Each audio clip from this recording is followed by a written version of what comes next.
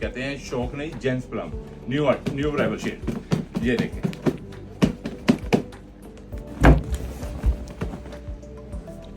ये इसकी टोनफॉल फैब्रिक है, इटालियन ब्रांड है ये, ठीक है। पेंट कोट के लिए इसका ये सलवार कमीज से बनता है एज एक पेंट कोट के लिए, 2 पीस 3 पीस ब्लेजर और पेंट पीस। जबरदस्त article, new arrival shade, tropical fabrics, event के लिए, ग्रूम के लिए जबरदस्त फैब्रिक है, न्यू अराइवल शेड। सही साहब, हमारे व्यूज कमेंट करते हैं कि हमें डिस्काउंट भी बताएगा ना, उनके बताएंगे 20% है सर वो 20% अगर हम डिस्काउंट बताएंगे ना, हाँ।